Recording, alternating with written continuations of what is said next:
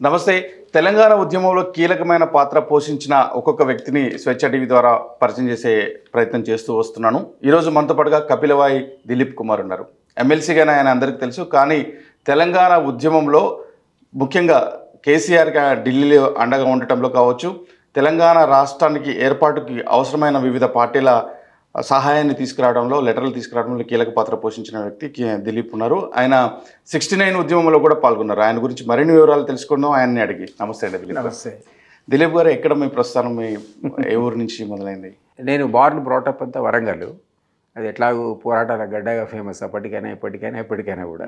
So అక్కడ 1969 యాజిటేషన్లో మనకు తెలుసు అన్ని నగరాల్లో ఉద్యమం అనేది చాలా పెద్ద ఎత్తున ప్రజ్వరిల్లింది. అప్పుడు ఆ యాజిటేషన్ అనేది ఖమ్మం కానీ, వరంగల్ కానీ, హైదరాబాద్ కానీ ఇట్లాంటి నగరాల్లో బాగా జరుగుతున్న సందర్భంలో మేమందరం స్టూడెంట్స్గా ఉండేవాళ్ళం.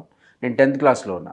సో అన్ని స్కూల్స్ బాయ్కాట్ చేయటం, మేమంతా ధర్నాలు చేయటం, ఆ ర్యాలీలో పార్టిసిపేట్ కావటం, జై తెలంగాణ అనేది అప్పుడు ఫస్ట్ వరంగల్లో అది బ్లడ్లోకి ఇంజెక్ట్ అయింది. ఏ స్కూల్లో ఉన్నారు? అప్పుడు నేను బాసందార్ హై స్కూల్లో ఉండేవాడిని. 10thలో మాకు ఇక మేము 69లో 10థ్కి పోలేదు. స్కూల్కి పోవడం కరోనా ఇయర్ లాగా, కరోనా ఇయర్ లాగా ఆల్మోస్ట్ 1 year 10th 6 months పోయింది. ఆ తర్వాత 1 year ఇంటర్మీడియట్ పోయింది మాది. ఫస్ట్ ఇయర్ ఇంటర్మీడియట్ లేనే లేదు.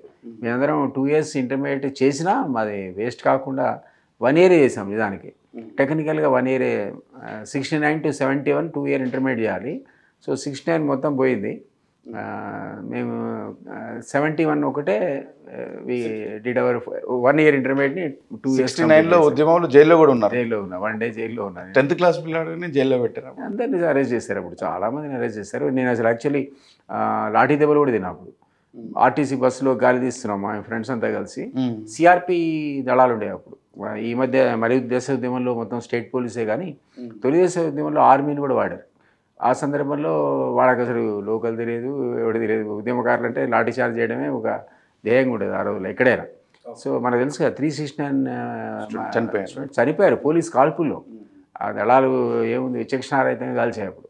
సో అందులో భాగంగా మా మీద మేము ఆర్టీసీ బస్సులో గాలి తీస్తుంటే మా బ్యాచ్, మా ఫ్రెండ్స్ అందరితో పాటు నేను కూడా లాఠీ దెబ్బలు తిన్నా మొట్టమొదటిసారి తెలంగాణ ఉద్యమంలో.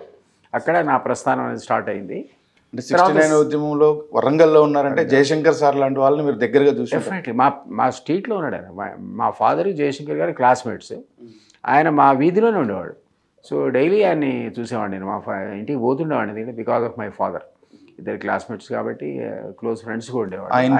పరిచయం నాకు. ఇన్ఫ్లుయెన్స్ పనిచేసింది చాలా డెఫినెట్గా. నేను తెలంగాణ ఉద్యమంలో, మలిదేశ ఉద్యమంలో ఒక ఫారెస్ట్ అధికారిగా రాజీనామా చేసి ఉద్యమంలో చేరదామని డిసైడ్ చేసుకున్నప్పుడు 10 సంవత్సరాల ఉద్యోగాన్ని వదులుకున్నాను నేను.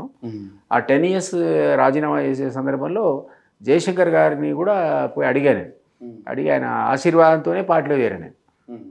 అదొక యాంగిల్ అది. ఎందుకంటే ఫాదర్ ఫ్రెండ్ కాబట్టి.